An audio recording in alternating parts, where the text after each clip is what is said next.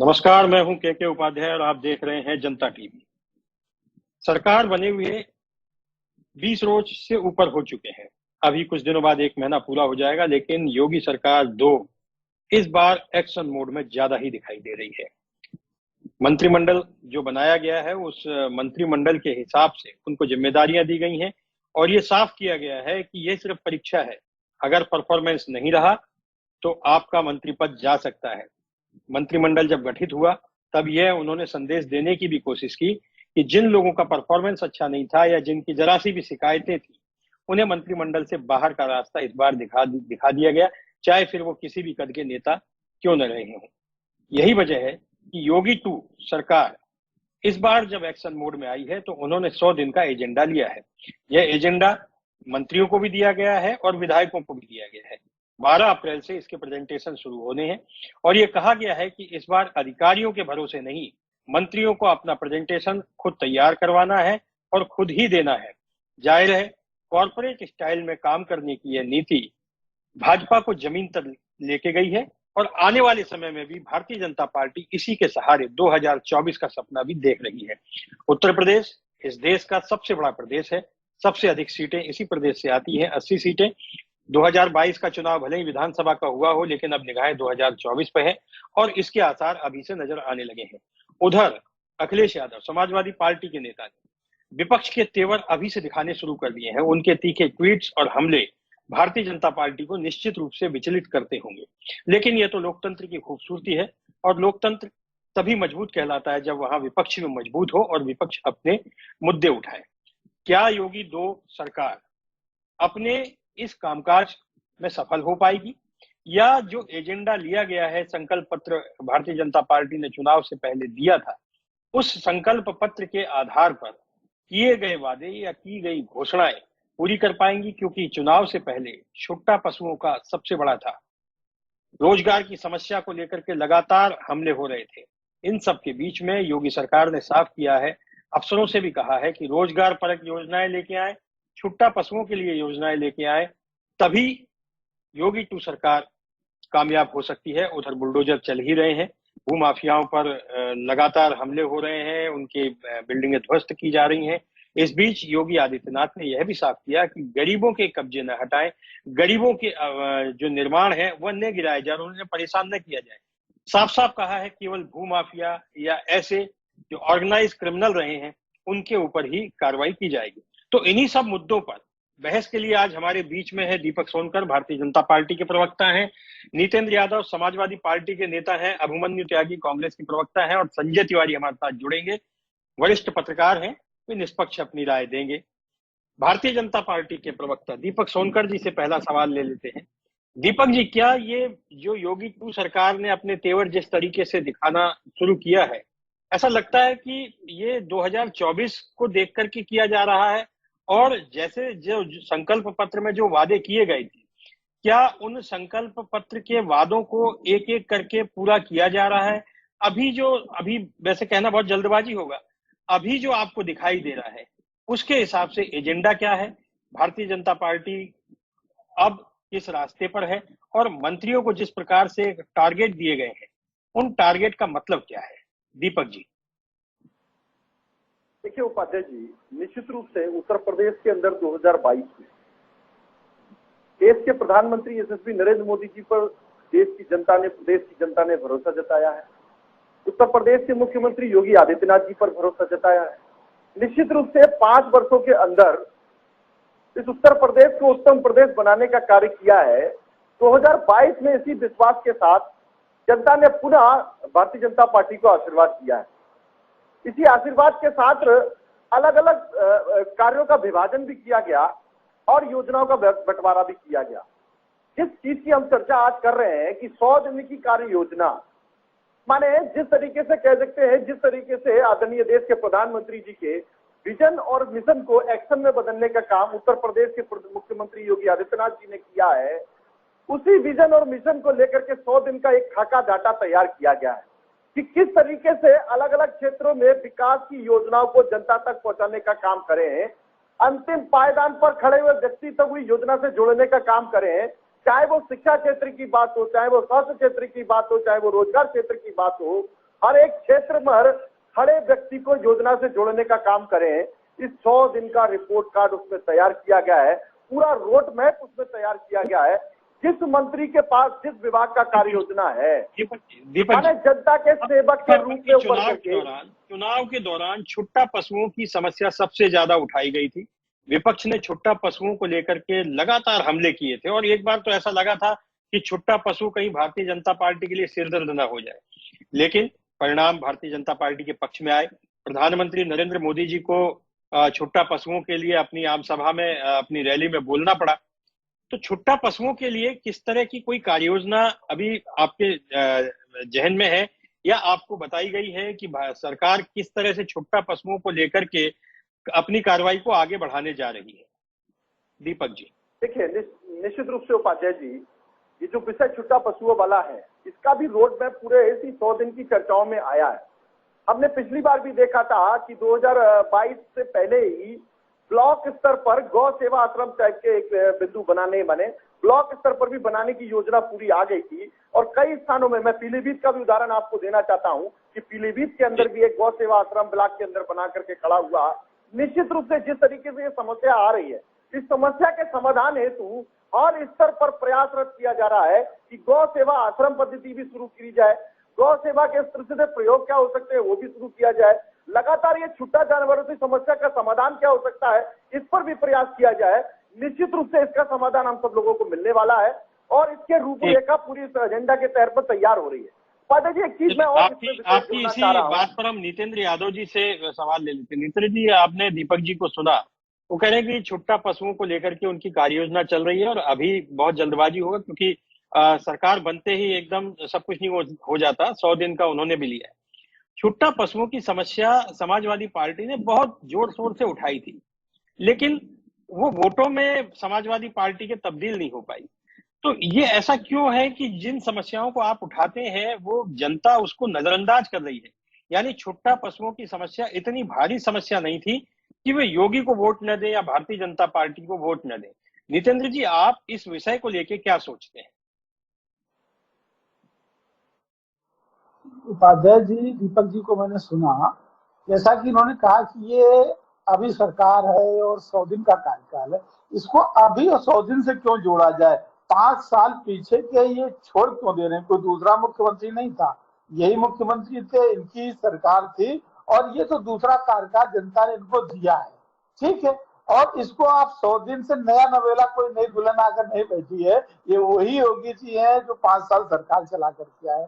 ठीक है, अच्छा है, नए प्रणाली इनको मिली है, नए तरीके से काम करेंगे। 5 साल किया, वो मुद्दा आपने खूब उठाया और सरकार को भी लगा। कई बार ऐसा होता है कि बहुत सारी चीजें छूट जाती है, 5 साल में सब कुछ नहीं हो सकता। तो ये तो आपको मानना चाहिए ना कि अब चाहे 100 दिन का एजेंडा लिया हो, बीते 5 साल का तो जनता ने मोहर लगा दी। यानी जनता को योगी का काम पसंद आया, भाजपा का काम पसंद आया, तो अब वो तो जनता की मोहर है, कोई निजी राजतंत्र तो है नहीं है। तो ऐसे में अब जो छुट्टा पशुओं का मामला है उसको लेकर के समाजवादी पार्टी क्या सोच रही है? क्या समाजवादी पार्टी इसे लेकर कोई आंदोलन करेगी? अभी मतलब आपका क्या सोचना है पार्टी का? और खासतौर पे समाजवादी पार्टी के अखिलेश यादव तो खुद कहते रहे कि हम तो खुद पशुपालक रहे हैं।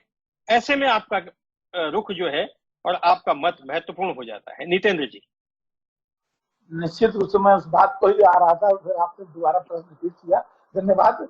एक्चुअल में हम लोग यही बात कर रहे हैं कि देखिए, हम लोग समाजवादी पार्टी जो ग्रामीण परिवेश और गांव गरीब किसान की राजनीति करती है, आज भी किसान सबसे ज्यादा बेहाल है छुट्टा पशुओं को लेकर के। उसकी फसलों को पूरी तरीके से नष्ट कर दिया जाता है। किसान रात रात भर खेतों में जग करके अपनी फसलों की रखवाली कर रहा है। इसका इस बात से कोई रिश्ता नहीं है कि योगी जी की दूसरी सरकार बन गई।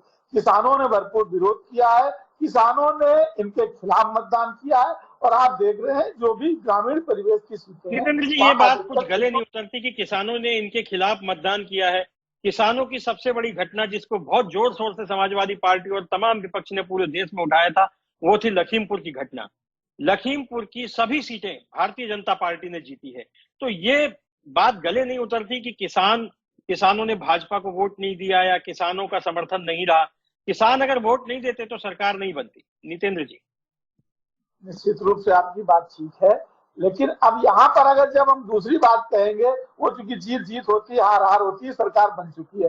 अब हम उन बातों में नहीं जाना चाहते कि क्यों बिल्कुल पूरे के पूरे जनपद जीत गए, उसके पीछे क्या है, इनकी गणित थी कि साजिश थी। अब उस बात पे जाएंगे तो विपक्ष सरकार ये कहेगी अरे अरे देखो तो हार गए तो आरोप लगाने लगे। तो मैं आरोप प्रत्यारोप पे नहीं जाना चाहता हूँ, लेकिन सरकार बन गई और जीत गए, इसका मतलब ये कतई नहीं है उपाध्याय जी कि किसान इनसे बहुत खुश हो गए। और आगे भी सरकार ने, चूंकि जनता ने जनमत दिया है बड़े पैमाने पे, तो ये सरकार की नैतिक जिम्मेदारी है कि जनता को राहत दे।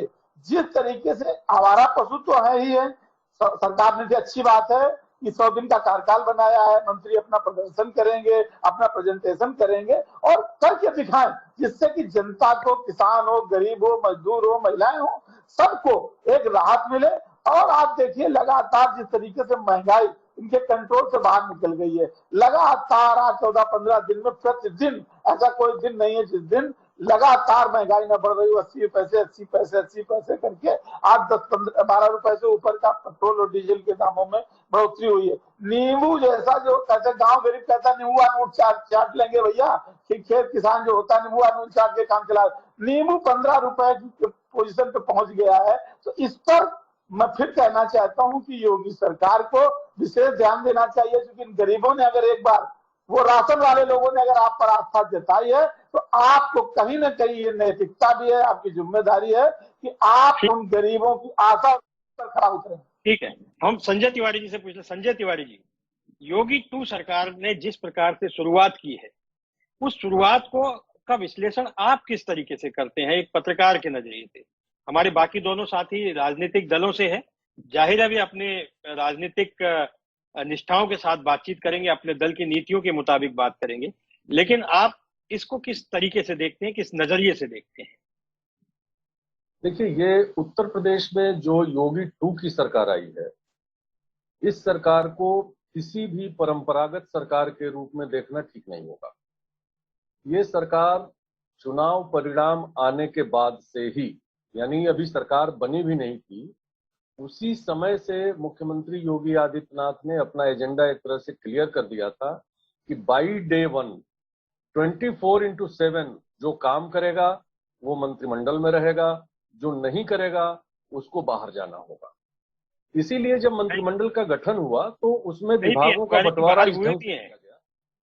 मंत्री बाहर भी हुए हैं। तो जी वही मैं कह रहा हूं कि जब मंत्रिमंडल का गठन हुआ तो गठन में जो चेहरे आए सामने, उन चेहरों को देख करके बहुत लोगों को चौंकना भी पड़ा और बहुत से लोग अफसोस में भी रहे कि अरे ये तो इतने वरिष्ठ थे, ये मंत्रिमंडल में नहीं आए, और ये तो अभी नए नए हैं, ये मंत्रिमंडल में आ गए, इनको इतनी बड़ी जिम्मेदारी दे दी गई। ये अभी उत्तर प्रदेश में जो लोग भी राजनीति कर रहे हैं उनको समझना पड़ेगा, योगी 2 की सरकार बिल्कुल अलग ढंग की सरकार है, ये परंपरागत सरकार नहीं है।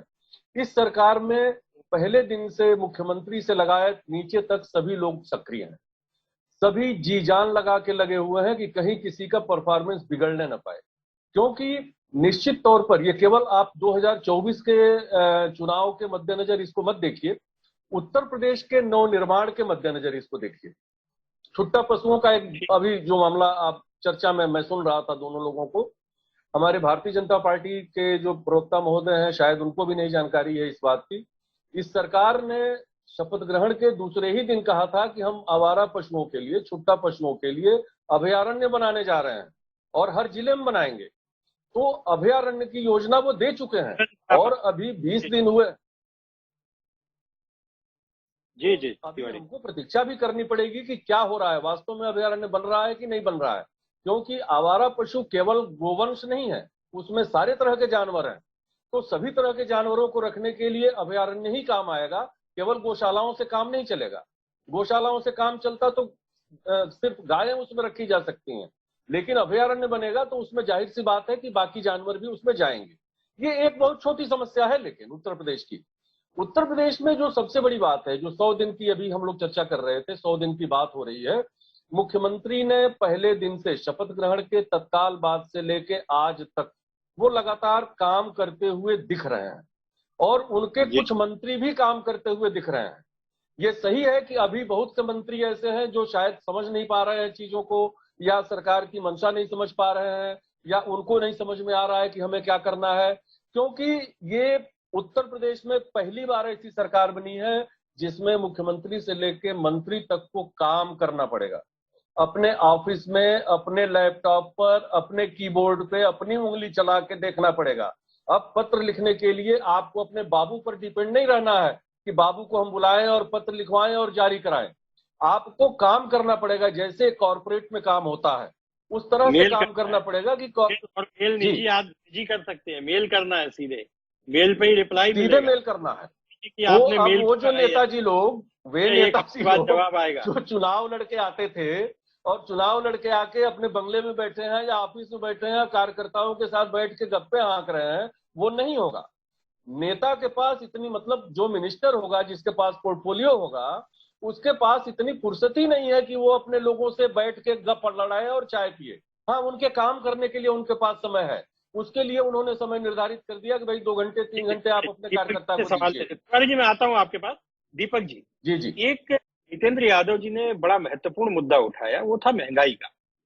ठीक है, अभी सरकार बनी है, सरकार के कामकाज पे अभी टीका टिप्पणी और उसके रिजल्ट पर अभी बात बहुत जल्दबाजी होगा, जैसा कि संजय तिवारी जी भी कह रहे थे कि अभ्यारण्य बनाने की घोषणाएं हुई हैं, लेकिन अभ्यारण्य बना नहीं बना, कितना कारगर होता है, उसमें समय लगेगा और उसका हमें भी इंतजार करना चाहिए। दीपक जी, महंगाई एक बड़ा मुद्दा है। महंगाई को लेकर के युवा भी परेशान है, हर वर्ग परेशान है, खासतौर पे घरेलू महिलाएं। जिस तरह से डीजल पेट्रोल के दाम बढ़ रहे हैं, जिस प्रकार से सब्जियों के दाम आसमान छू रहे हैं, जिस प्रकार से किराने की वस्तुओं के दाम आसमान छू रहे हैं, ऐसे में अगर योगी सरकार काम भी करती है तो आम आदमी की परेशानी कम नहीं होती दिख रही। इससे किस तरह से भारतीय जनता पार्टी निपटेगी और किस तरह से सरकार इससे निपटेगी? दीपक जी। देखिए उपाध्याय जी, मैंने पहले भी अपने जब साथ मुझको भी कहा, जब गौवंश की बात बार बार आ रही थी तो या गौरक्षक की बात, मैं इसमें अभयारण्य की भी चर्चा मैं करना था, संजय जी भाई साहब ने लाया, जिस तरीके से आज अगर महंगाई की चर्चा हम करते हैं तो उत्तर प्रदेश के अंदर 5 वर्षों के अंदर जिस तरीके से स्ट्रक्चर खड़ा हुआ है, चाहे वो एक्सप्रेस वे से लेकर की बात कर लीजिए, चाहे वो एयरपोर्ट वे की बात कर लीजिए, लगातार चारों ओर बड़ा स्ट्रक्चर खड़ा हुआ है। महंगाई कैसे कम होगी? कोई इनकार नहीं है कि स्ट्रक्चर खड़ा हुआ है जी, महंगाई का क्या गणित है? देखिए, जिस तरीके से लगातार इकोनॉमिक स्तर बढ़ रहा है, लगातार हम देख रहे हैं आज लोग अपना व्यापार करने के लिए, सुरक्षा के माध्यम से लोग अपना व्यापार करने के लिए उत्तर प्रदेश के अंदर भी आ रहे हैं। तो जैसे जैसे ये जो स्ट्रक्चर खड़ा हो रहा है, जैसे जैसे इकोनॉमी के स्तर बढ़ रहा है, तो उस तरीके से जो व्यापार और रोजगार बढ़ेगा, आज युवा वर्ग भी स्टार्टअप के माध्यम से अपना रोजगार खड़ा कर रहा है, तो उस रोजगार को लेकर के भी लगातार चीजें बढ़ती चली जा रही है। तो उत्तर प्रदेश में ये जो बदलाव के परिदृश्य खड़ा हो रहा है, तो इस बदलाव का परिदृश्य देखते हुए ये जो स्तर बढ़ा है उस स्तर में भी बढ़ोतरी आएगी। जैसे रोजगार बढ़ेगा, सेक्टर बढ़ रहा है, व्यापार करने के लिए लोग अपनी ओर जुड़ने करेंगे, तो लगातार उनसे चीजों को बदलाव हम लोगों को देखने को मिलेगा। पाते ठीक है नितेंद्र जी, दीपक जी ने तो महंगाई का सॉल्यूशन दे दिया है। मेरा सवाल ये है कि अखिलेश यादव पहले दिन से हमलावर है भारतीय जनता पार्टी पर और सरकार पर, और उन्होंने कहा भी है कि इस बार जो जनादेश मिला है वो जन आंदोलन के लिए मिला है। तो क्या समाजवादी पार्टी इस बार पूरी सक्रियता के साथ मैदान में उतरेगी? विपक्ष की किस तरह की उसकी भूमिका होगी? और कई बार तो ऐसा लगता है कि अखिलेश यादव जो ट्वीट कर रहे हैं उन ट्वीट के पीछे एक तीखा व्यंग भी होता है। आप किस तरीके से उसको लेते हैं और किस तरीके से विपक्ष की जो भूमिका है उसको आप, जो 100 दिन का एजेंडा तैयार हुआ है योगी सरकार का, उसको किस तरीके से आप काउंटर करेंगे या उसको किस तरीके से आप देखेंगे? नितेंद्र जी। उपाध्याय जी, बिल्कुल ठीक आपने कहा। देखिए, जैसा कि आदरणीय राष्ट्रीय अध्यक्ष जी के ट्वीट और उनका जो नेता विरोधी दल होने के नाते जो कर्तव्य है वो तो समाजवादी पार्टी निभाएगी ही। जो विपक्ष की एक महत्वपूर्ण भूमिका होती है, सिर्फ सरकार को क्रिटिसाइज करना ही नहीं होता है। मैंने पहले भी शायद आपको कहा था 100 दिन का सरकार का कार्यक्रम है, बिल्कुल ठीक बात है। हम इस 100 दिन के कार्यक्रम का नजर रखेंगे। 100 दिन के कार्यक्रम के बाद जो रिजल्ट आएगा उसके बाद विपक्ष का काम शुरू होता है कि अगर सरकार सही दिशा में काम कर रही है तो हम उसकी तारीफ भी करेंगे, और अगर सरकार जनता की अपेक्षाओं पर खरी ना उतर करके, जन कल्याणकारी योजनाओं से विमुख होकर के वो जन विरोधी काम करेगी, तो विपक्ष का काम है कि हम उस पर उंगली भी उठाएंगे और उसको सड़कों पे भी ले जाएंगे, हमारे नेता सदन में भी इस बात को उठाएंगे। लेकिन हमारे जो साथी भारतीय जनता पार्टी के महंगाई को जिस तरह से कन्वर्ट करने की कोशिश कर रहे थे कि बाहर के लोग आएंगे, फिर इन्वेस्टमेंट करेंगे, फिर कहीं जाकर के, यहाँ नियत का फर्क है। देखिए, आप 1 मिनट मुझे उपाध्याय जी देंगे तो मैं इसको डाटा के साथ आपसे प्रस्ताव करना चाहता हूँ। ये बार बार इनके लोग ये कहने लगते हैं, ये बार बार इनके लोग कहने लगते हैं कि यूक्रेन और रशिया का युद्ध छिड़ गया है, इसकी वजह से महंगाई हो गई है, पेट्रोल हो रहा है। मैं आपको एक उदाहरण देना चाहता हूँ, इससे अगर चूंकि डबल इंजन की सरकार है, दोनों को साथ में लेके चलना पड़ेगा। तो ये डबल इंजन की सरकार का जो उनको पहला सौभाग्य मिला, मैं वो कहना चाहता हूँ कि 2004 से 2014 तक एक सरकार चली, उसने जो वैश्विक स्तर पर क्रूड ऑयल की खरीद की है, 2004 से लेकर 14 तक का जो औसत खरीद थी क्रूड ऑयल की, वो $77.97 प्रति बैरल का था। यानी इंडियन रुपए के अनुसार 5850 रुपए प्रति बैरल के हिसाब से उनको क्रूड ऑयल मिला। जबकि 2014 से लेकर 2021 तक आदरणीय नरेंद्र मोदी जी के नेतृत्व में जो सरकार चल रही है, ये भाग्यशाली है उनकी अपेक्षा कि इनको जो कच्चा तेल मिला है औसत ये $58.24 प्रति बैरल, यानी भारतीय रुपए के अनुसार 4350 रुपए प्रति बैरल में ही खरीद हुई है। यानी कि उस सरकार, पिछली सरकारों की अपेक्षा इनको 1500 रुपए प्रति बैरल कच्चा तेल सस्ता मिला है। और उसके अलावा पिछली सरकारों में जब 5850 रुपए में कच्चा तेल खरीदा गया, तब पेट्रोल औसत 4 से लेकर 14 के बीच में 53 रुपए प्रति लीटर और डीजल 40 रुपए 50 पैसा प्रति लीटर के हिसाब से बिका है। जबकि इन्होंने औसत 58 जो पेट्रोल बेचा है वो हमारा 88 रुपए प्रति लीटर के हिसाब से और डीजल 78 रुपए 50 पैसे प्रति लीटर के हिसाब से बेचा है। यानी पिछली सरकार की अपेक्षा इन्होंने डीजल और पेट्रोल में बहुत अधिक मुनाफा कमाया है। इसके बावजूद भी जनता के ऊपर महंगाई थोपी जा रही है, इस पर कहीं ना कहीं एक नियत का फर्क आता है। दूसरी बात मैं कहना चाहता हूँ कि ये लोग ये कहते हैं कि हमने बड़े विकास के काम किए हैं और आत्मनिर्भर भारत बनाया है, तो उस पर भी मैं कहना चाहता हूँ कि पिछले 67 वर्षों में इस देश के अंदर 55 लाख करोड़ रुपए का कर्जा 2014 में वो पिछली सरकार छोड़ करके गई थी। 8 वर्षों में, ये 7 वर्षों में, पिछले साल में भारतीय जनता पार्टी के कार्यकाल में 73 लाख करोड़ का विदेशी कर्जा बढ़ गया है। यानी 128 कुछ लाख करोड़ का विदेशी कर्जा हो गया है। इस पर क्या कहना चाहेंगे हमारे भारतीय जनता पार्टी साथी? तिवारी जी से जो सवाल है, तिवारी जी, नितेंद्र यादव जी को आपने सुना, दीपक सोनकर जी को भी सुना। महंगाई सच में एक बड़ा मुद्दा है और महंगाई को लेकर के एक हमेशा से एक मिथक रहा है कि जब देश आजाद हुआ था तब भी महंगाई थी, जब इंदिरा गांधी का शासन था तब भी महंगाई थी। महंगाई मार गई एक गाना भी आया था उस समय। महंगाई का एक बड़ा सीधा सा सिंपल समीकरण है कि महंगाई कभी कम नहीं हुई और महंगाई बढ़ती गई है। तो इस महंगाई को आप किस नजरिए से देखते हैं, इसकी किस तरह से व्याख्या करेंगे और महंगाई से निपटने के उपाय क्या कोई अभी आपको दिखाई दे रहे हैं सरकार के कार्यकाल में? संजय जी, देखिए, सबसे पहले तो मैं नितेंद्र जी को बधाई दूंगा कि बहुत अच्छे आंकड़ों के साथ उन्होंने अपनी बात कही है, लेकिन उसके साथ एक बड़ा आंकड़ा वो छुपा गए या उनकी जानकारी में नहीं है कि जिस 2004 से 2014 तक की सरकारों की वो बात कर रहे थे, जब पेट्रोल और डीजल सस्ते थे और उन्होंने बहुत अच्छे से खरीदारी की और बहुत कम कीमत पर खरीदारी की, तो मैं यहाँ याद दिला दूं कि 2004 से 2014 के बीच में जिन सरकारों ने ऑयल बॉन्ड्स खरीदे थे, उन ऑयल बॉन्ड्स का ब्याज भरने में नरेंद्र मोदी सरकार का नाक बिल्कुल जो है कड़ा हो गया है। वो एक बड़ी कड़वी सच्चाई है, उस सच्चाई को भी देश के सामने रखना चाहिए। बहरहाल ये अलग मुद्दा है। दूसरी बात कि केवल पेट्रोल और डीजल को यदि आप महंगाई का आधार बनाएंगे तो इसको शायद स्वीकार करना उतना अच्छा नहीं है, क्योंकि किसी पेट्रोल पंप या किसी भी ऐसी जगह पे बिना लाइन लगाए अभी भी डीजल और पेट्रोल नहीं मिलता है।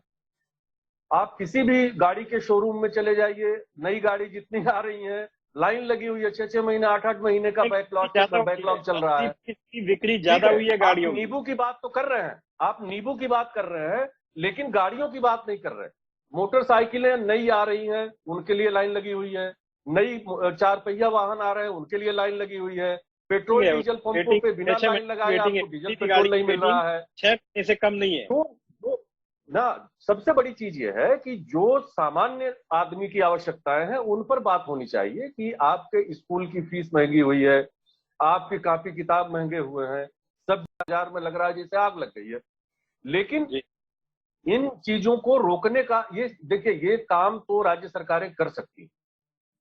जितना पैसा हम इधर उधर डाइवर्ट कर रहे हैं उस पैसे को जो आवश्यक चीजें हैं, जो होलसेल मार्केट है या जहां से किसानों के से या खरीदारियां अगर हो रही हैं, तो इन चीजों को हम नियंत्रित कर सकते हैं। ये सचमुच बड़े शर्म की बात है कि नींबू 15 रुपए 20 रुपए का एक नींबू बिक रहा है, तो नींबू इस समय इशू बना हुआ है। महंगाई आज की समस्या नहीं है। रोटी कपड़ा और मकान फिल्म सर याद करिए, हम लोगों के पैदा होने से पहले आई थी। हमको लग रहा है 72, 73, 74 में 68 में आई थी शायद। और रोटी कपड़ा और मकान उस समय भी महंगाई मार गई गाना था। उसके बाद लगातार महंगाई चुनावी मुद्दा बना रहा। अब चुनावों में यह मुद्दा नहीं बनता है। इसलिए नहीं बनता है कि ये कब ऊपर जाएगा कब नीचे जाएगा, कोई ठिकाना नहीं है। एक प्याज की कीमत को लेकर सुषमा स्वराज जी की सरकार चली गई दिल्ली में और अटल जी को लेकर के प्याज पर गाने बन गए थे। तो महंगाई कब कहां जाएगी ये कोई ठिकाना नहीं है। महंगाई में देखिए सबसे बड़ी जो बात होती है, एक आढ़त से लेके और आम आदमी के बीच का जो बाजार होता है, उस बाजार का महंगाई में बहुत बड़ा योगदान होता है। और उस बाजार में उस जगह पे काम करने वाले लोग किस रूप में काम कर रहे हैं, इस पर सरकार को नियंत्रण करना ही चाहिए और हर सरकारों को करना चाहिए। दीपक जी, संजय जी ने जिस प्रकार से कहा कि इस पर सरकार को नियंत्रण करना ही चाहिए, एक और मुद्दा है, रोजगार का मुद्दा है। रोजगार का इश्यू भी चुनाव से पहले बहुत तेजी से उभरा और अभी जो एजेंडा लिया गया है उसमें जो 100 दिन का एजेंडा है और मुख्यमंत्री योगी आदित्यनाथ ने जो मीटिंगें ली हैं अधिकारियों की भी और मंत्रियों की, उसमें साफ तौर पे रोजगार को उन्होंने प्राथमिकता दी है। कुछ भर्तियां निकली भी हैं रोजगार को लेकर के। अब क्या पार्टी की ओर से, सरकार की ओर से किस तरह से खाका तैयार किया गया है, आगे आने वाले समय में कितनी नौकरियों की संभावना है और क्या सरकारी नौकरी ही रोजगार है, ये एक बड़ा विषय है। दीपक जी, इस पर आप इसको किस तरीके से लेते हैं? आप चूंकि पार्टी के प्रवक्ता हैं तो आप इस पर ज्यादा विस्तार से अपनी बात कह सकते हैं। रोजगार का सेक्टर अलग अलग प्रकार से आज खड़ा हो रहा है। हमको देखने को मिल रहा है कि किस तरीके से युवा आज अपना स्टार्टअप व्यापार के माध्यम से अपने अपने बड़े बड़े रोजगार खड़ा कर रहा है। मैं उसका स्वयं एक उदाहरण हूँ। मैंने भी अपना एक छोटा सा रोजगार शुरू कर करके आज बड़ा व्यापार खड़ा किया है। मैंने भी एक छोटा स्टार्टअप व्यापार शुरू किया था, आज एक बड़ा व्यापार खड़ा किया है। जहां तक की बात है तो लगातार जब हम पहले स्तर से देखते हैं, अगर मैं 2012 से 2017 की बात करता हूं तो हमने सरकारी नौकरियों में केवल 1.5 लाख भर्तियां करी। वहीं हमने 2017 से लेकर के 2022 तक 4.5 लाख रोजगार मैंने सरकारी नौकरियां देने का काम किया और 3.5 लाख लोगों को संविदा करने से जोड़ने का काम किया और 2 करोड़ लोगों को अलग अलग प्रकार के रोजगार से जोड़ने का काम किया। और जिस तरीके से मैं बार बार अभी बात वही कह रहा हूं कि आज जिस तरीके से आप नोएडा के अंदर बड़ा इंटरनेशनल एयरपोर्ट पे खड़ा हो रहा है तो उसके माध्यम से रोजगार भी खड़ा हो रहा है। आज जिस तरीके से बड़े बड़े पर्यटन स्थलों पर भी हमारा रोजगार के माध्यम के क्षेत्र खड़े हो रहे हैं। अगर हम सरकारी भर्तियों की भी बात करते हैं तो अगर हम 100 दिन की चर्चा अगर कर रहे हैं तो 100 दिन की भर्तियों में भी लगातार हम लोगों ने भर्ती प्रक्रिया को भी बढ़ाने का प्रयास, मैंने पूरी एक योजना स्ट्रक्चर खड़ा किया है। अलग अलग पदों की भी सूचियां हम बता सकते हैं कि स्वराज लेखपाल में 8,885 भर्तियों की करने के लिए प्रक्रिया करने जा रही है। स्वास्थ्य कार्यकर्ताओं के लिए 9,212 भर्तियां कराई जाएंगी। ITI अनुदेशक के लिए 562 भर्तियां चली जाएंगी। जिन पर आवेदन होने वाले उस पर भी कृषि प्रबंधक कन्या क्षेत्रों में भी 2500 1000 तक भर्तियां की जाएंगी। कनिष्ठ सनिश्चित अनुवाद पर भी 2000 भर्तियां की जाएंगी। सिपाही भर्तियों में 41,210 से भी ज्यादा भर्तियां इस 100 दिन के खाकों में लेकर की योजना बनाई गई है। तो लगातार अगर सरकारी रोजगार की बात हो, रोजगार क्षेत्र की बात हो, रोजगार में लगातार आज एक बदलाव खड़ा हो रहा है। आज युवा, जैसे हम वो एक बताएं आपको कि हर जिले के अंदर एक उद्योग लगाने की योजना के साथ साथ कि उद्योग लगेगा, उसके माध्यम से युवाओं को रोजगार मिलेगा। आज बड़े बड़े मेडिकल कॉलेज हर जिलों के अंदर बढ़ रहे हैं, उसके साथ भी रोजगार बढ़ेगा। तो जिस तरीके से आज ये रोजगार का बहुत महत्वपूर्ण खड़ा हो रहा है, आज युवा हर माध्यम वर्ग से अपना रोजगार खड़ा होना करने का काम कर रहा है। चाहे सरकारी नौकरी के माध्यम से देख लीजिए, चाहे स्टार्टअप व्यापार के माध्यम से देख लीजिए, चाहे अलग अलग क्षेत्रों के माध्यम से देख लीजिए, लगातार यह परिदृश्य खड़ा हो रहा है। उस परिदृश्य के साथ आज उत्तर प्रदेश की जनता खड़ी है। ठीक है नितेंद्र जी, दीपक सोनकर जी ने जो आंकड़े दिए हैं और जिस प्रकार से अपनी बात कही है रोजगार को लेकर, क्या आप उनकी बात से सहमत हैं? और यदि नहीं तो आप उसको काउंटर कैसे करते हैं? बात कह रहा हूं, आंकड़े देना, कार्यक्रम देना और एक्चुअल में क्रियान्वयन करने की नियत होना, दोनों में फर्क है। सरकारी आंकड़े तो गलत नहीं दिए जा सकते ना। जैसे उन्होंने कहा कि 4.5 लाख रोजगार दिए हैं सरकारी, बात पूरी करने दीजिए। उसको तो गलत नहीं दे सकते ना, वो कैसे गलत देंगे? मैं उसी बात पर आ रहा हूँ, आप मुझे कहने दीजिए पूरी बात को। देखिए, मैं बार बार कह रहा हूँ, इसके पहले भी ऐसा नहीं कि सरकार ने भर्तियां नहीं निकाली थी। पिछली सरकार में भी लगातार भर्तियां निकलती थी। हमारे नौजवान और छात्र ये आवेदन करते थे और उसके बाद एक प्रक्रिया होती थी, प्रक्रिया के बाद परीक्षा होती थी, परीक्षा का प्रश्न लीक हो जाता था और काम खत्म कर दिया जाता था। और फिर मैं वही कह रहा हूँ कि ये करेंगे तो बहुत अच्छा है। सुनिए, मेरी पूरी बात सुनिए। वो हर भर्ती विवादित रही। ये भी आरोप लगे कि सिर्फ एक वर्ग की भर्तियां हुई हैं, लिस्टें घरों पे बनी है, रिश्तेदारों की लिस्टें बनी है, तो ये भी आरोप लगे हैं। पिछली सरकार में जो भर्तियां हुई है कम से कम, ये आरोप कोई इस सरकार पर नहीं लगे हैं। अब आप अपनी बात पूरी करिए जी। मैं फिर वही बात कह रहा हूँ कि मैं पिछले इन्हीं सरकार की 5 वर्ष की सरकार की बात कर रहा हूँ कि पिछले सरकार में भी भर्तियां निकाली गई। 69,000 शिक्षकों का मामला अभी भी पेंडिंग है और इसके बाद में परीक्षाएं भी हुई है और लगातार 11 परीक्षाओं के प्रश्न पत्र लीक हुए हैं और वो मामले ठंडे हो गए। फिर ये कह रहे हैं कि हम भर्तियां निकालेंगे। मैं बिल्कुल सहमत हूँ, अच्छी बात है, भर्तियां निकालिए, आप नौजवानों को रोजगार दीजिए, ये आपका दायित्व है, सरकार का कर्तव्य है, इसके लिए मैं शुभकामनाएं दूंगा। लेकिन मैं बार बार कह रहा हूं, जैसे अभी संजय जी ने भी कहा समीक्षा की कि महंगाई का इशू सिर्फ पेट्रोल डीजल नहीं है, मैं उस पर भी कहना चाहता हूं बिल्कुल पेट्रोल डीजल ही महंगाई नहीं है। पेट्रोल डीजल से रिलेटेड सब कुछ, भिंडी 100 रुपए से ऊपर है, तरोई 100 रुपए, लौकी कद्दू 100 रुपए, ये जो गरीब आदमी का भोजन होता है, नमक तेल, ये भी उसी से प्रभावित होता है। और जैसे कह रहे हैं कि रोज प्रतिदिन पेट्रोल पंपों में लाइन लगी रहती। भाई साहब, किसी भी व्यक्ति को आज तमाम कंपनियों में रिस्ट्रिक्टेड है कि आपके पास अगर मोटरसाइकिल नहीं है तो आप जॉब पर नहीं आएंगे। जो लड़के स्विगी में या तमाम सारे जो होम डिलीवरी का काम करते हैं, सबको तो मोटरसाइकिल से चलना पड़ता है। इनको प्रतिदिन पेट्रोल डलाना पड़ेगा अपनी बाइक में, तभी जाएंगे। तो ये लाइन लगने से ये मतलब नहीं है कि महंगाई नहीं है, इसको स्वीकार करना पड़ेगा कि महंगाई है।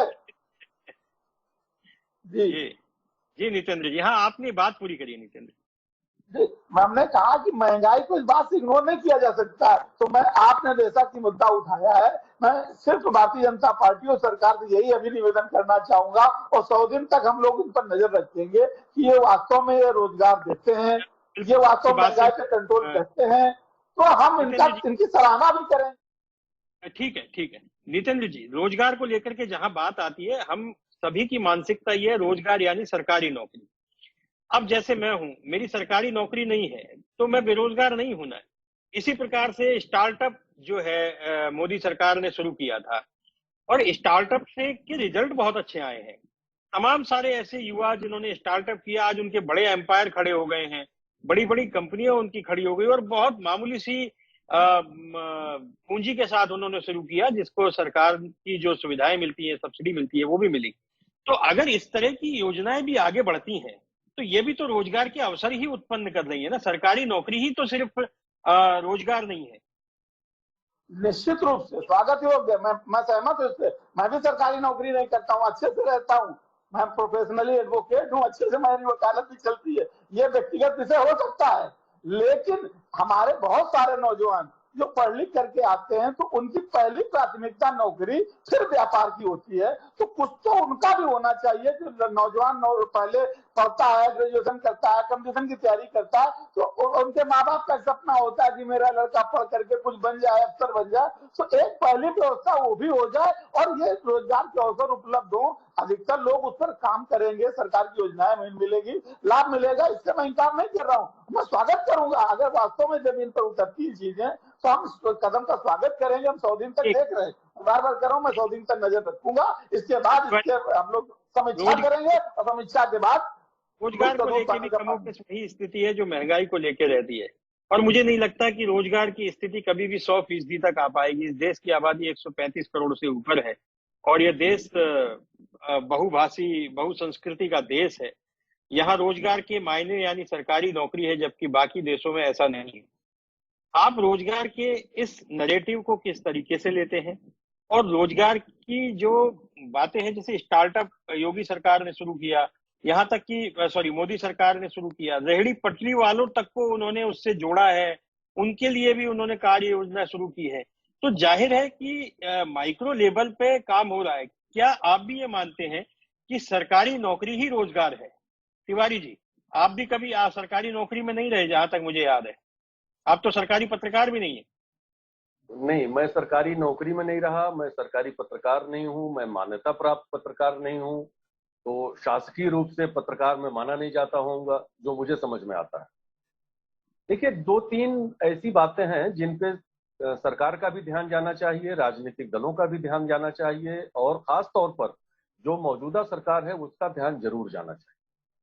देखिए, सरकार की नीयत चाहे जैसी हो, जितनी साफ हो, उसको काम कराना है ब्यूरोक्रेसी से, कार्यपालिका से। और जो मैंने महसूस किया है व्यक्तिगत रूप से, जो मुझे आभास होता है, हो सकता है मुख्यमंत्री जी को भी ये आभास होता हो सकता है सत्ताधारी दलों को भी ये आभास होता हो, कि किसी भी योजना को बना लेना ये एक पहलू हो जाता है, उस योजना का क्रियान्वयन जिनके हाथों में है उनसे आप कैसे कराएंगे, ये एक बड़ी समस्या होती है। और इसी में जो एक शब्द जुड़ता है, भ्रष्टाचार या लापरवाही।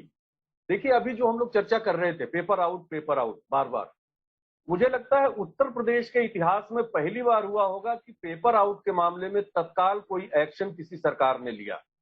और जबकि ये बोर्ड परीक्षा का पेपर था, ये किसी ऐसी परीक्षा का पेपर नहीं था, प्रतियोगी परीक्षा का पेपर नहीं था। लेकिन मैं मतलब सभी लोग, हम जितने 4 लोग बैठे हैं, चारों लोगों को ये पता होगा, जब से हमने होश संभाला है लगातार पर्चे आउट हम लोग सुनते रहते हैं। कभी एक्शन होता तो दिखा नहीं किसी के शासनकाल में। पहली बार एक्शन दिखाई पड़ा कि पर्चा आउट हुआ, शाम तक एक्शन हुआ, उसके बाद उनका नेटवर्क खंगालना शुरू हुआ। और वो एक प्रेशर गवर्नमेंट का ऐसा था, चाहे मुख्यमंत्री जी का हो चाहे पूरे सरकार का हो, कि उसका एक रिजल्ट दिखाई पड़ा कि चलो अब पर्चे आउट नहीं हो रहे हैं। उस दिन से पर्चे रुके हुए हैं।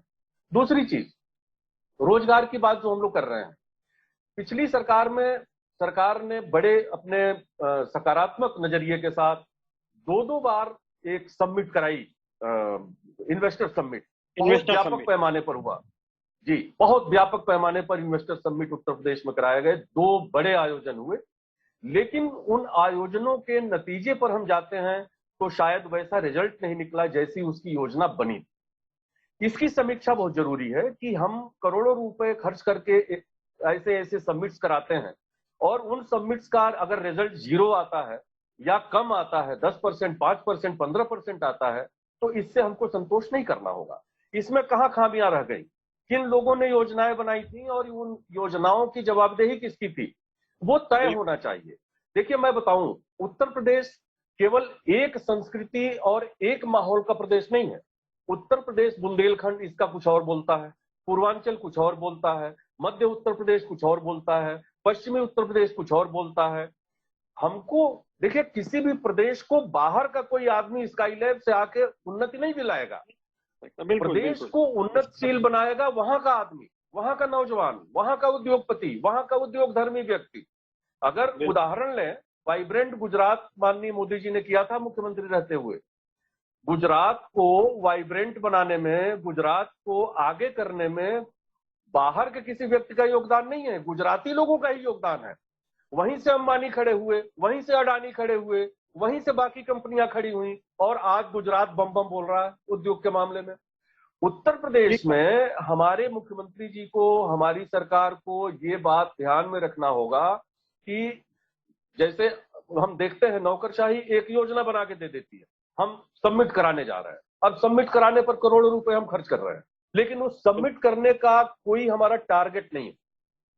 हमें तो क्षेत्रवार जाना पड़ेगा ना। दीपक जी से सवाल है। दीपक जी, तिवारी जी ने कहा कि सबमिट कराने का हमारा कोई टारगेट नहीं है, ब्यूरोक्रेट्स केवल टारगेट ये पूरे करते हैं, जैसे मुख्यमंत्री जी ने इच्छा व्यक्त की सबमिट होना चाहिए, सबमिट हो गया, लेकिन उस सबमिट के रिजल्ट उतने नहीं आए। अच्छा, ये केवल भारतीय जनता पार्टी के शासन में हुआ ऐसा नहीं है, अखिलेश यादव जी ने भी सबमिट की थी, लेकिन जमीन पे बहुत कम उतरे, 10 से 15%, मतलब 15% बहुत ज्यादा हो जाता है, 10 से 15% से अधिक इन्वेस्टमेंट आया नहीं। इसकी क्या वजह रही? क्या उत्तर प्रदेश में माहौल काम का नहीं है, या जो इन्वेस्टर सबमिट होती है उसमें ब्यूरोक्रेट्स अपने केवल टारगेट पूरे करते हैं कि हमें इतने उद्योगपति बुलाने हैं, फिर चाहे इन्वेस्टमेंट वो करें या न करें? क्या है आखिर? दीपक जी, इसको किस तरीके से लेते हैं? संजय तिवारी जी ने बहुत महत्वपूर्ण ये बिंदु उठाया है। जी दीपक जी।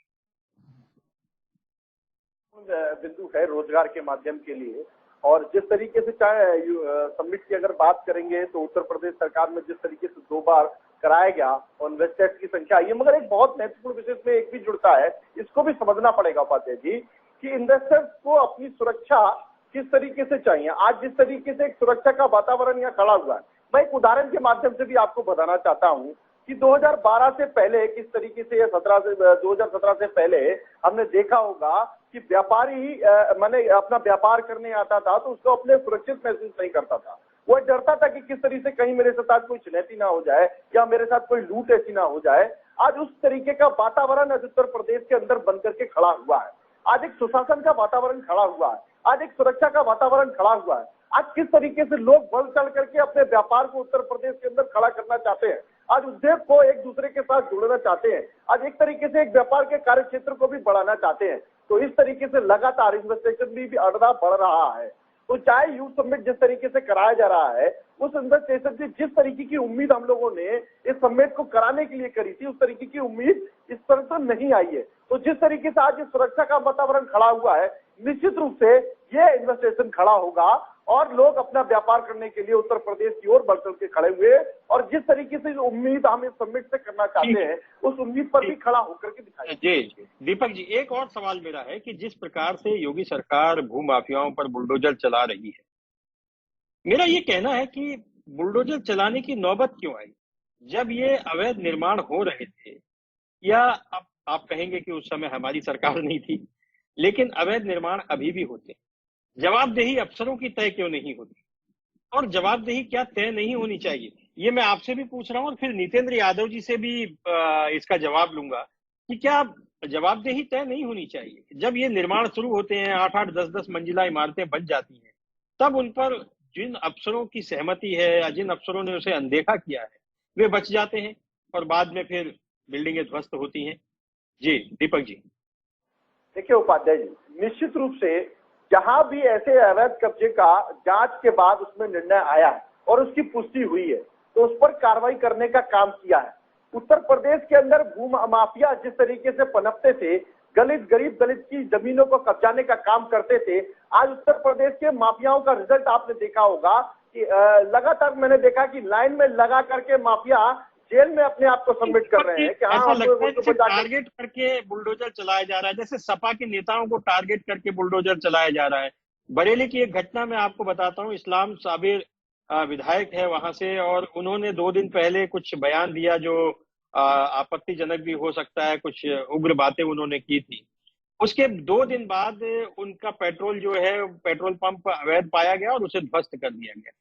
तो ये टारगेट करके क्यों हो रहा है? भारतीय जनता पार्टी के नेताओं के जो अवैध कब्जे हैं या भारतीय जनता पार्टी के विधायकों की जो अवैध कब्जे, उन पर भी बुलडोजर चलना चाहिए? दीपक जी।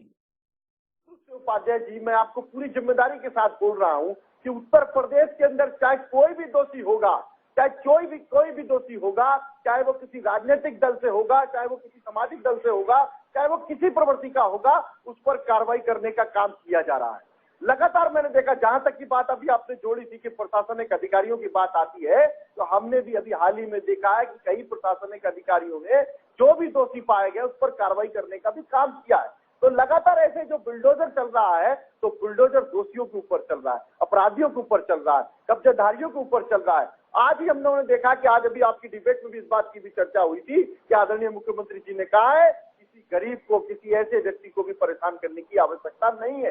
तो निश्चित रूप से जो उत्तर प्रदेश के अंदर दोषी है, चाहे वो किसी राजनीतिक दल का हो, चाहे वो किसी दल का हो, मैं निश्चित रूप से आपको बड़ी जिम्मेदारी से बोल रहा हूं, उस पर कार्रवाई करने का काम किया जा रहा है।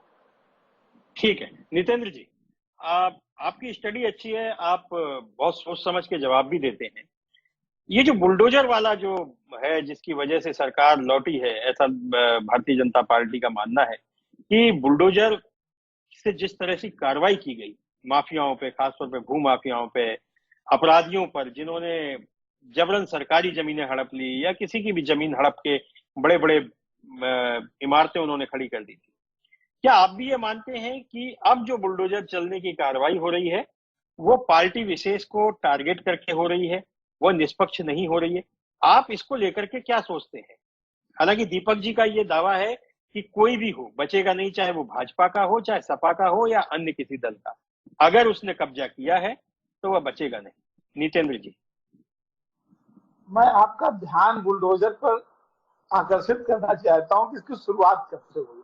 बुलडोजर की पहली शुरुआत उत्तर प्रदेश में पिछले कार्यकाल में कानपुर के विकास दुबे एनकाउंटर के बाद से शुरू हुई। विकास दुबे का एनकाउंटर का पुलिस से मुठभेड़ होती है, पुलिस के जवानों पर फायरिंग करता है और कई पुलिस के जवान मारे जाते हैं। बहुत दुखद घटना, निंदनीय घटना थी। उसके बाद बुलडोजर निकलता है, उसके मकान को ध्वस्त कर दिया जाता है और वहीं से बुलडोजर का एक बहुत बड़ा सीआरपी बुलडोजर की बढ़ जाती है।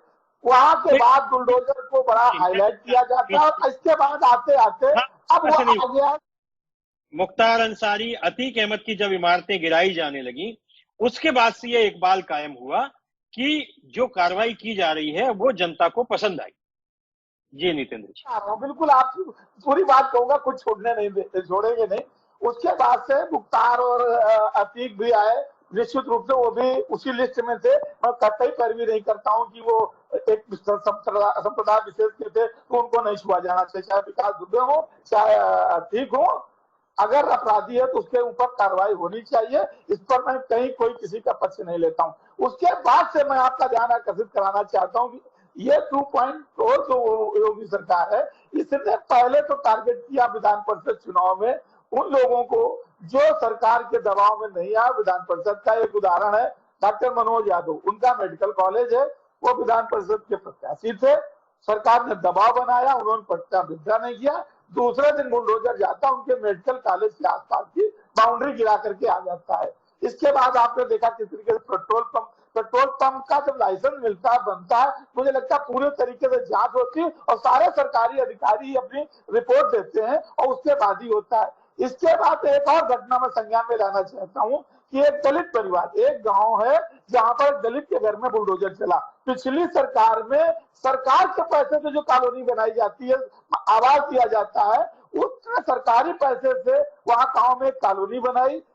क्योंकि इस चुनाव में वो भारतीय जनता के पार्टी के पक्ष में मतदान नहीं करता है। गांव के निजी ने उनकी शिकायत कर दी, वहीं पर 10 मकान थे, छोड़ दिए गए।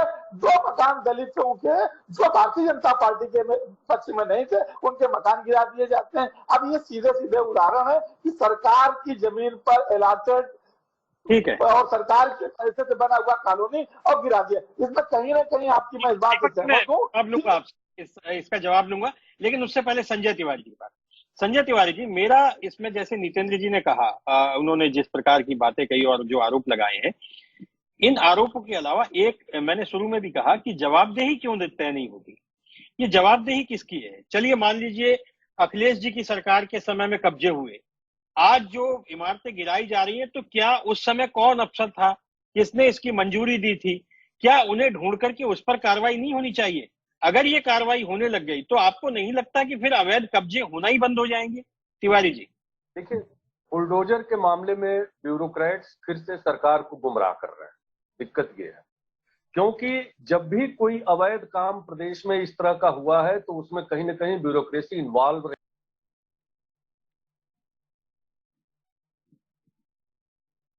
आपकी आवाज नहीं आ रही तिवारी जी। हाँ, मैं ये कह रहा था कि कोई भी आवाज मिल रही है?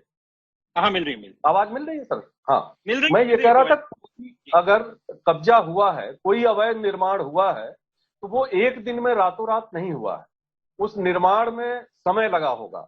24-24 मंजिल की इमारतें खड़ी हो गई और हम चुपचाप तमाशा देखते रहे। आखिर वहां कोई नगर आयुक्त रहा होगा, कोई इंस्पेक्टर रहा होगा, कोई कॉरपोरेशन का पार्षद रहा होगा, कोई ऐसे जिम्मेदार ढेर सारे लोग रहे होंगे जब वो नक्शा पास हुआ होगा या नक्शा सबमिट हुआ रहा होगा। जैसे पेट्रोल पंप ही गिरा तो सही बात कहा उन्होंने कि पेट्रोल पंप का लाइसेंस मिला होगा, उस जमीन का नक्शा दिया गया होगा, वो निश्चित तौर पर डिस्ट्रिक्ट अथॉरिटी से आया जमीन होगा। के कागजातों की पूरी छानबीन होती है। पेट्रोल पंप का जब लाइसेंस मिलता है तो जमीन की पूरी छानबीन होती है माइक्रो लेवल पे।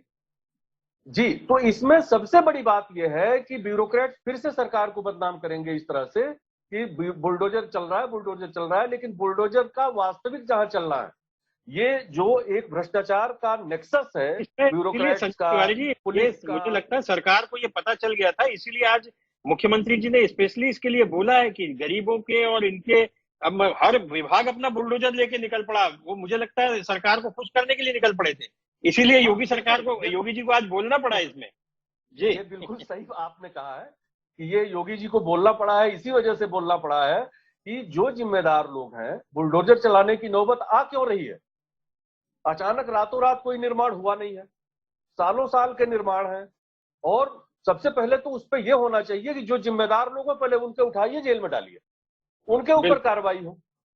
लगातार अभी सबसे बड़ी समस्या ये आएगी कि अभी जितने भी अवैध निर्माण तोड़े जा रहे हैं या टूट रहे हैं, अभी मान लीजिए कोर्ट कोई स्ट्रक्चर पास कर दे, तब आप क्या करेंगे? उस समय क्या जवाबदेही आपकी बनेगी? आप तो सरकार को फंसाने का काम कर रहे हैं, उस समय तो बदनाम मुख्यमंत्री हो जाएंगे, आप बचे रहेंगे। तो ये ब्यूरोक्रेसी जो है हमारी ना, ये ब्यूरोक्रेसी को अभी बहुत नाथने की जरूरत है। ब्यूरोक्रेट्स हमेशा अच्छी चलती हुई सरकार को मिसगाइड करना, अच्छी चलती हुई सरकार की, बिल्कुल म्यूट हुआ जा रहा है, मुझे लग रहा है बार बार आप। हाँ, बार बीच में फोन आ जा रहा है। तो ये जो बार बार ये मिसगाइड कर रहे हैं सरकार को, ये नहीं होना चाहिए। इस पर सरकार को भी सतर्क होकर काम करना चाहिए। दूसरी बात, जो अभी हम उद्योगों की बात हम लोग कर रहे थे, सबसे अच्छा तो ये होगा कि ये जितने भी समिट हम लोग करा रहे हैं, जो समिट होने जा रहा है उत्तर प्रदेश में या होने की योजनाएं बन रही हैं, समिट में पहले हम अपने प्रदेश के उद्यमियों को इन्वॉल्व करें ना, जो हमारे प्रदेश के ढांचा को जानता है, जो हमारे प्रदेश के सारी चीजों को जानता है, हम उसका एक ब्यूरो बनाएं, उसको अपने साथ जोड़ें, उनसे हम राय लें कि आप कहाँ पे कौन सा उद्योग लगा सकते हैं, क्या चलने वाला है, क्या नहीं चलने वाला है, क्योंकि बाहर वाला हमारे लिए भरोसेमंद नहीं होगा। दूसरी बात कि बहुत बड़े उद्योग लगाने से बहुत रोजगार नहीं मिलने वाले हैं। बड़े उद्योग जितने आएंगे सर, उसमें ऑटोमेटिक सारी की सारी मशीनें काम कर रही हैं, उसमें मशीनें काम करेंगी। हमेशा लघु और मध्यम उद्योग जो लगेंगे उसमें मैन पावर खपेगा, उसमें हमारी मजदूरी खपेगी, उसमें हमारे युवा खपेंगे, उसमें उनको रोजगार मिलेगा। तो ढेर सारे ऐसे बिंदु हैं रोजगार को लेकर जिस पे काम होना चाहिए। दीपक जी, आप कुछ कहना चाह रहे थे जिस समय। हाँ नितेंद्र जी, मैं आपके पास आता हूँ, एक मिनट दीपक जी को बोल लेने दें। दीपक जी, आप नितेंद्र जी जब कुछ बोल रहे थे बुलडोजर को लेकर के, आप कुछ कहना चाह रहे थे, जी बताइए। और फिर अभी आपने संजय तिवारी जी को भी सुना, उन्होंने जो मुद्दे उठाए हैं उन पर आपका क्या कहना है? देखिए, निश्चित रूप से योगेंद्र जी के, तिवारी जी की बात से मैं सहमत हूँ कि अपने जब यूपी में उत्तर प्रदेश समिट हो तो उसमें अपने उत्तर प्रदेश के भी उद्योगों को भी उसमें शामिल करना चाहिए और उनको शामिल करने के साथ साथ उनको वरीयता भी देना चाहिए। तो निश्चित रूप से ये आपका सुझाव है, मैं सुझाव के तौर पर आपको स्वीकार करता हूँ। ये सुझाव को मैं आगे तक पहुंचाने का भी काम करूंगा कि हमारी समिट हो तो उसमें उत्तर प्रदेश के लोगों को भूमिका दिया जाए। तीसरी बात में एक बार जो हमारे यतीन भाई कह रहे थे कि उत्तर प्रदेश के अंदर छांट करके, मैं बरेली की घटना की बात बताना चाहता हूं कि बरेली के अंदर किस तरीके से जो पेट्रोल पंप बना है, तो वो कब उसका नियुक्ति करने का काम किया गया था, किस सरकार में नियुक्ति करने का काम किया था, किन लोगों ने उस जमीन को अलॉटमेंट करने का काम किया था। तो ये भी बहुत बड़ा महत्वपूर्ण समय है कि आज जब अवैध कब्जे हटाए जा रहे हैं तो वो किस समय उस अवैध जमीन को अलॉट करने का काम किया गया था। आज जब जांच में पुष्टि होने के बाद, उस जांच के निर्धारण की पुष्टि के बाद ही उनको अवैध कब्जे को हटाने का काम किया जा रहा है।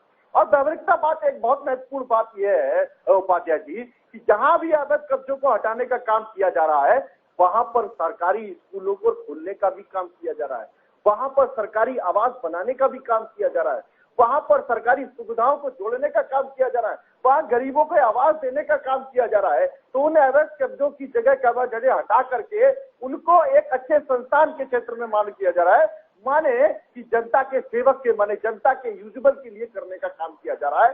ये नागरिकता में एक बहुत बड़ी बात है, इसको मैं कहना चाह रहा था, वो मैं ठीक है दीपक जी। नितेंद्र जी से सवाल लेते हैं। नितेंद्र जी, आप कुछ कहना चाह रहे थे, हमारे पास वक्त भी कम है, आप अपनी बात बहुत संक्षेप में कहिए। भाई बात को बस मैं तिवारी जी की बात को थोड़ा सा और आगे बढ़ा देता हूँ। तिवारी जी बिल्कुल सही कह रहे थे कि इस तरीके से जो ब्यूरोक्रेट्स हैं, कुछ अधिकारी हैं, एक घटना कुछ आपका ध्यान आकर्षित करा, हो सकता है आपके माध्यम से बात सरकार से पहुंच जाए और उस पर अंकुश लग जाए। गांवों की स्थितियां क्या रही हैं कि गांव पहले छोटे जमींदार लोग होते थे, वो कह देते थे कि अब आपके 4 बच्चे और हो गए तो आप यहाँ खेत में बना लीजिए, खलिहान में बना लीजिए, जीएस में घर बना लीजिए। मैं कुछ ऐसी जगह जानता हूँ अपने ग्रामीण और गाँव क्षेत्रों में जहाँ 100 वर्ष और 70 वर्ष पुराने, मतलब हम लोगों के बाबा लोग और उनके पिताजी लोग आकर के वहां बसे और वहां घर और आज पक्के मकान बने, सरकार की योजनाओं से, जनौषधि मिश्रा योजनाओं से पूरी सड़कें और सब कुछ निर्माण हो गया। पिछली सरकारों में कुछ राजनीतिक गांव में प्रतिद्वंदिता हुई और पूरा एक अभियान चला कि वो, जबकि पिछली राजस्व संहिता में भी आ गया है कि जहां 20 वर्ष पुराना अधिक कोई कब्जा है, कोई मकान बना हुआ है, तो उनको फाइन लगा करके रेगुलराइज कर दिया जाएगा, ध्वस्तीकरण नहीं किया जाएगा। लेकिन उसकी आड़ में हो क्या रहा, नवीन प्रति की जमीन है उसको भी नहीं गिराया जाएगा, राजस्व संहिता के अंदर है। लेकिन क्या हो रहा है कि आसपास कुछ क्षेत्रों में मैंने कई गांवों में देखा है कि सरकारी अधिकारी बुलडोजर लेकर जाते हैं और एक आध गरीब आदमी की मकान को, झोपड़ी को बुलडोजर से ढा देते हैं और उसके बाद में दबाव बनता है, क्षेत्रीय विधायक, सरकार के मंत्री उनको दबाव बनाते हैं, वो वापस हो जाते हैं। इसके बाद क्या करते हैं वो लोग कि वो दहशत का फायदा उठा करके गांव वालों को नोटिस देते हैं और उनसे 10,000, 20,000, 50,000 की वसूली कर रहे हैं, जबकि ये निहायत गलत है और वो ध्वस्तीकरण में नहीं आते हैं, कोर्ट में जाएंगे। बात सही है और ये बात मुझे लगता है सरकार तक पहुंचेगी। आप सब लोग इस बहस में हमारे साथ जुड़े और बहुत ही सकारात्मक बहस हुई आज। राजनीतिक बहस जरूर थी, लेकिन इसमें सभी वक्ताओं ने अपने हिसाब से बहुत ज्ञानवर्धक बातें की, तर्कों के साथ बात की। आप सभी लोगों का बहुत बहुत धन्यवाद। ये थी योगी सरकार योगी सरकार 2 के कार्यकाल की बातें। अभी तो सरकार शुरू हुई है, तो ये कह सकते हैं कि अभी तो सरकार शुरू हुई है, परिणाम तो अब इसके दिखाई देंगे। जो कमियां पिछले कार्यकाल में रही थी उन्हें दुरुस्त किए जाने का काम किया जा रहा है। जैसे छुट्टा पशुओं का एक बहुत बड़ा मुद्दा था, रोजगार एक बहुत बड़ा मुद्दा था, अवैध कब्जों को लेकर के अलग तरीके से व्याख्याएं की जाने लगी हैं। हर विभाग का पदाधिकारी बुलडोजर लेके निकल पड़ा। उन्हें लगता है कि ये वो बुलडोजर चलाएंगे तो योगी जी खुश होंगे, लेकिन आज योगी आदित्यनाथ ने यह साफ कर दिया कि बुलडोजर सिर्फ माफियाओं पर चलेगा, अपराधियों पर चलेगा, भ्रष्टाचारियों पर चलेगा। इसके साथ ही मेरा भी एक सुझाव है कि अधिकारियों की जवाबदेही भी तय होनी चाहिए, चाहे फिर वो बुलडोजर का मामला हो या किसी अन्य विषय का मामला हो, क्योंकि योजनाएं तो अफसर ही बनाते हैं, अधिकारी बनाते हैं। अधिकारियों से सरकार गुमराह न हो, ये उम्मीद की जाती है। आप देखते रहिए जनता टीवी, समाचारों का सिलसिला जारी रहेगा। नमस्कार।